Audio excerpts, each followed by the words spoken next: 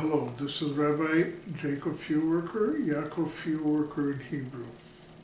I'm involved in a project called Fahrenheit 613. Fahrenheit 413 is the temperature in which paper burns, automatically flashes. You put it in an oven with, let's say, an electric oven with no flame. You put paper in there and you set your oven at 413. Within 5 minutes, when your oven reaches that temperature, that paper will flash and burn.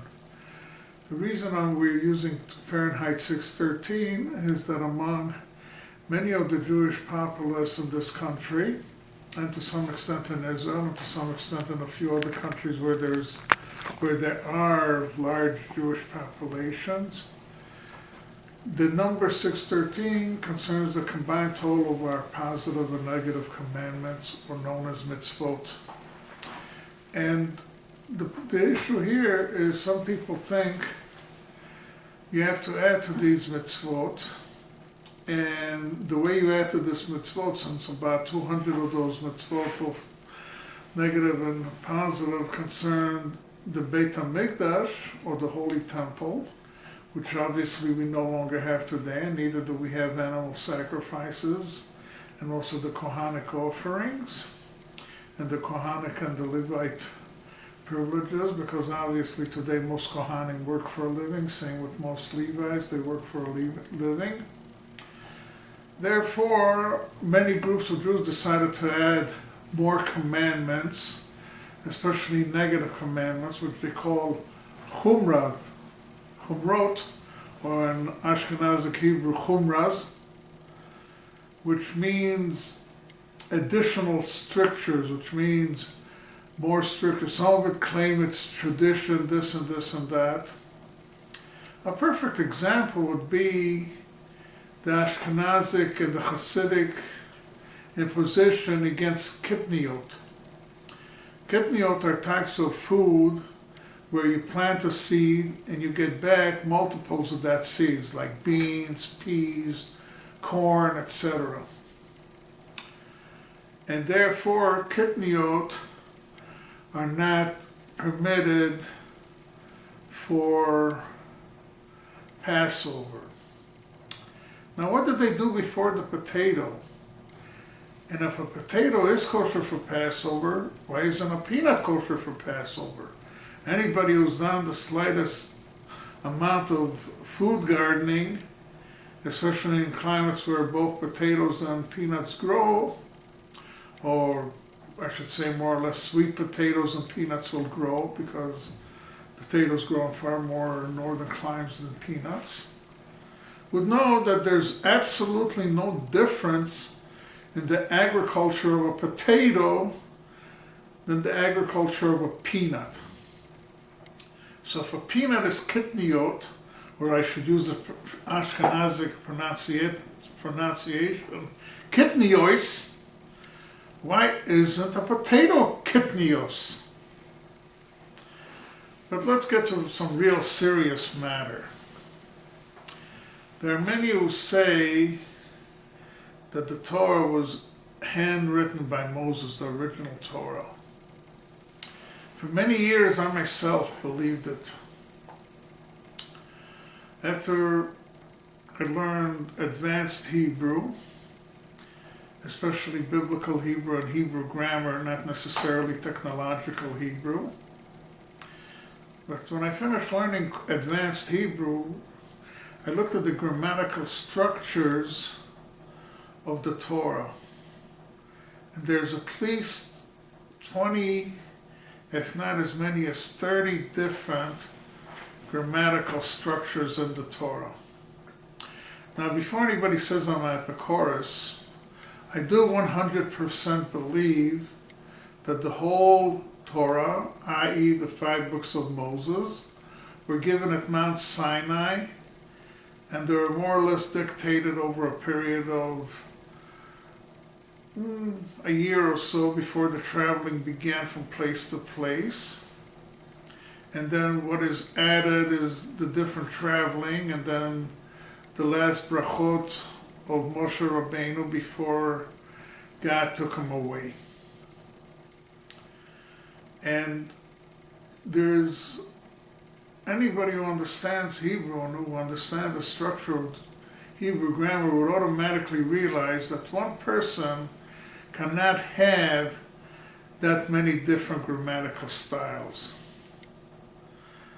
Over the years, and learning from many rabbis, I've developed a theory, and at this point it's just a theory of mine, although a few rabbis do agree with me, other rabbis do agree with me, that the Torah was given by voice, by Kol Ram, by a loud voice at Mount Sinai.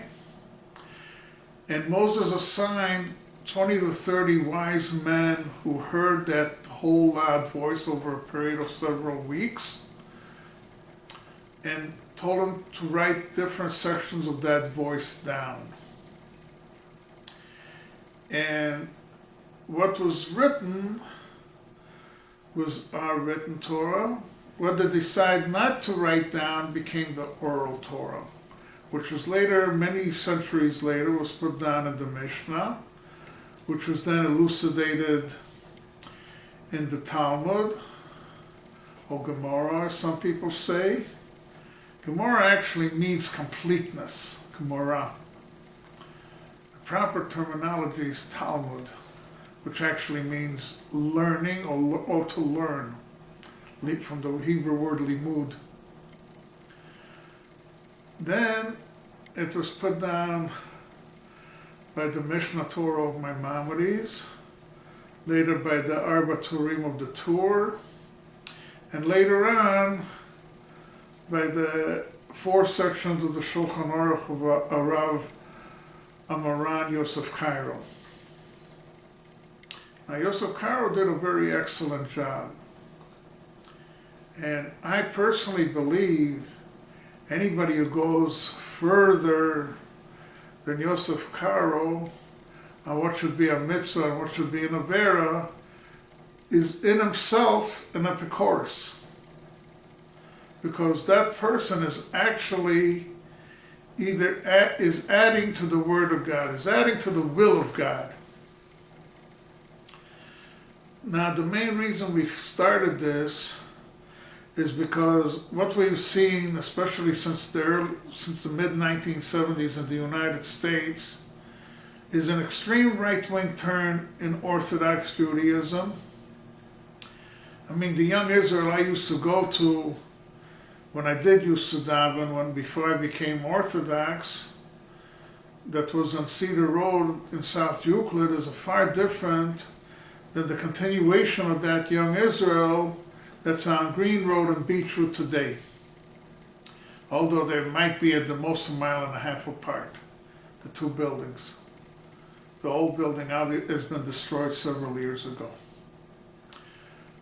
And many other Orthodox establishments that I used to go to in the 60s and early 70s, even those who are still in the same place, are far more, I should say, right-wing turn than what they were when I was going there.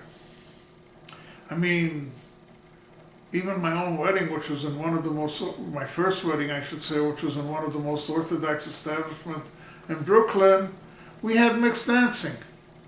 The food was glad kosher, but we had mixed dancing. Today in Brooklyn, if an establishment has mixed dancing, the kosher caterers won't even cater there, and if they do, the Vada Rabbanim in that city will take away their kosher license. A perfect example was a restaurant that I went to on my honeymoon with my second wife, called El Avram. That place was glad kosher, had excellent food, but it also had mixed entertainment. Once in a while they even had female singers singing to mixed audience. Prayer, perish the thought today. One of the reasons El Avram closed was because they took away its kosher certificate because of the entertainment. Yet those same organizations give kosher certification to places that mistreat their workers, hire illegal aliens, and usually use the female illegal aliens who work for them as sex slaves. And that's more kosher than having female entertainers who are paid top dollars? Give me a break, please. Then what we have is a situation where on the other side of the coin, among the Reform and Conservative, there's been a far left-wing turn. Today, most Reform synagogues have what is known as the triannual cycle of Torah reading, where they complete the Torah every 3 years and read sections of each parsha on every Shabbat. The Reforms nowadays, many Reform synagogues just read a few lines of the Torah of a particular parsha every Shabbat. Both Reform and Conservatives now approve of homosexual marriages. I'm not even going to grace the term with gay. When in heaven's sake did homosexuals become gays? That's a perversion of the English language. When I learned English in the early 1960s, gays meant happy. How many homosexuals you know are happy? Most homosexuals I know are miserable human beings. Then they're allowing marriages, especially among the Reform. Their clergy performs marriages between Jews and non-Jews. And even when the mother is not Jewish, they call the children Jewish if they're raised Jewish. While there might be some psychological advantages to those trends among the Reform, there's no validity in Judaism. Just at the time of the Maccabean revolt, Judaism changed from patrilineal lineage to matrilineal lineage. The reason that, because it was common for the Greek and the Syrians, governors of Judea and Samaria, to rape Jewish women. And Jewish women were killing themselves out of a desire of not bringing a non-Jewish child into this world.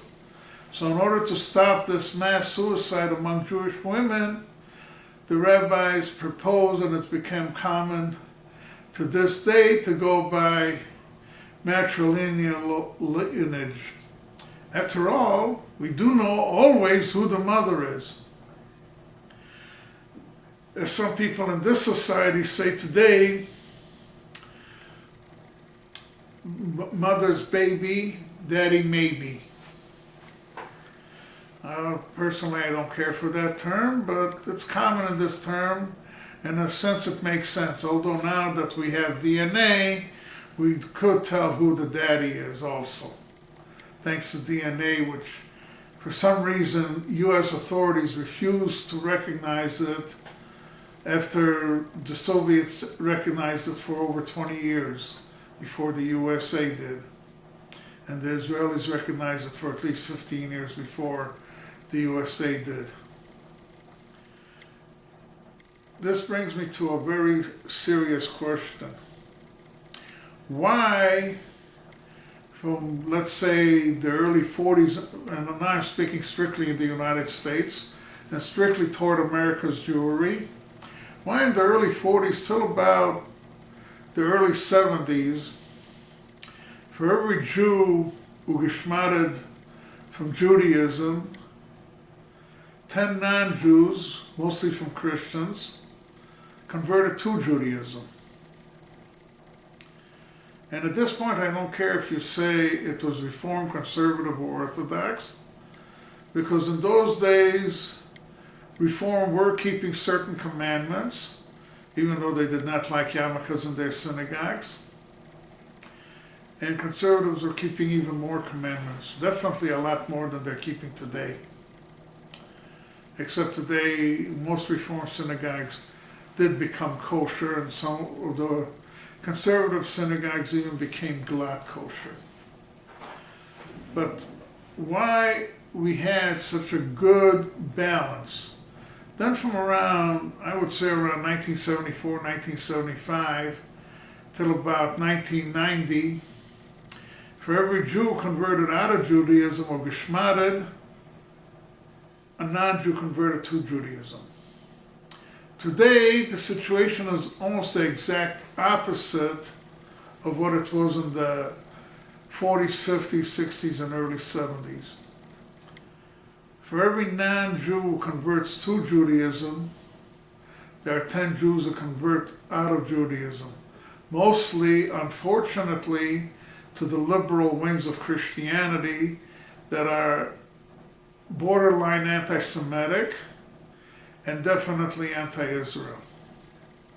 This is causing a huge drain on our people. It is causing a huge decline in the support for Israel, especially among last century's millennials. And it'll probably affect this early century millennials. So it's a 40-some year period where we're going to have a huge loss in people, a huge loss in support of Jewish ideals, and a huge loss of support for Israel. I'm almost thankful today Russia is pro-Israel. I wish they were more pro-Israel, but today they are apparently more pro-Israel than the current United States administration. Now I'm going to go after the far right. Many among the far right, among Jews in this country and abroad, and even in some in Israel, delegitimize the state of Israel. They're saying they're for the land of Israel, but not the state of Israel. Admat Israel v'lo Medinat Israel, to put it in Hebrew. This is a huge tragedy, and it's a huge mistake. I do believe, as the prayer for the state of Israel is, that the state of Israel is Rishit Smichat Geulatenu, the beginning of our redemption of exile. What does that mean exactly? That means at least it starts to put in people's minds that there are alternative to the mentality of the exile, or galut mentality. This means that Jews could again assert themselves as human beings, have full rights of human beings wherever they may live, and also have right to all manners of employment wherever they may live. Without Israel, in many places, this wasn't happening. So even in the United States, I remember I came here in 1960, there were still extreme strict, what is known as Sunday blue laws. Whether you were Jewish or not, you had to close on Sunday. I know many Orthodox rabbis, including some I knew when I was living in Israel. Today they're all deceased, but in this country, they were forced to stay open on the Sabbath, on Saturday. They had to close on Sunday. And in this city where the Barbers Union was dominated by Italians, they had to also close on Tuesday. So they didn't have a complete weekend of, let's say, a Saturday, Sunday, or even Sunday, Monday, or even Friday, Saturday. But they had a bifurcated weekend of Sunday, Tuesday. Why? Because Tuesday in Italy was considered a lucky day. For that reason, Jewish Orthodox barbers were closed. Now, Canada till this day still has blue laws. But what the Canadian did, which is much wiser than what happened in the United States, where Jews decided to join the fight against church and state. Canada does have church and state, but what happened in Canada? In Canada, they said you had to have a day of rest. So Jewish store owners closed on Saturday and stayed open on Sunday. Muslim store owners closed on Friday and stayed open on Saturday and Sunday. Everybody was accommodated, conflict was greatly reduced, and morality stayed up at a much higher level than it is in the United States today. Now, before anybody says I'm anti-Christian or anti-Christian morality, the very opposite is true. I believe people who are born Christians should be the best Christians they can be. I also, on the other hand, believe that no religion should be going and proselytizing among other religions. If they want to proselytize among people who have no religion, that's fine with me.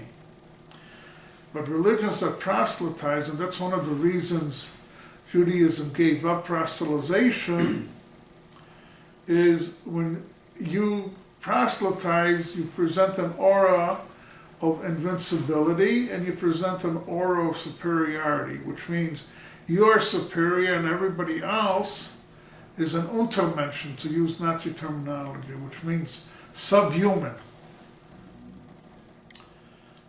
I do not know of any humans who are subhumans. There might be other definitions of humans, and some of which I do ascribe to, but I know personally of no actual humans who are subhumans. So let's get rid of these silly notions. But it affects Judaism the most.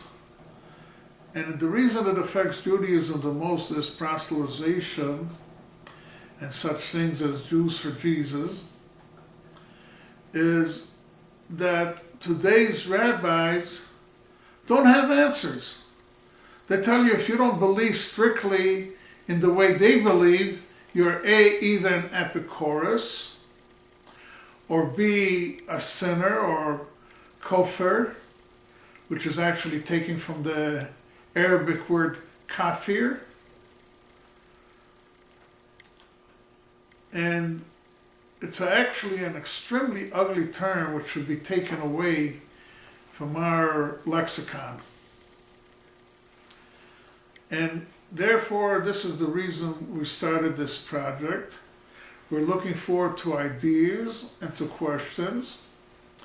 And please address any ideas or questions either in the message page of my Facebook, which is under Rabbi Jacob Feuerwerker, or to my personal address, which is 13813 Cedar Road, South Euclid, Ohio, 44118, and the apartment number is 302. Any donations should also be sent to that address. And I thank everybody very much for taking the time to listen to this, and may God bless everyone who listens to this.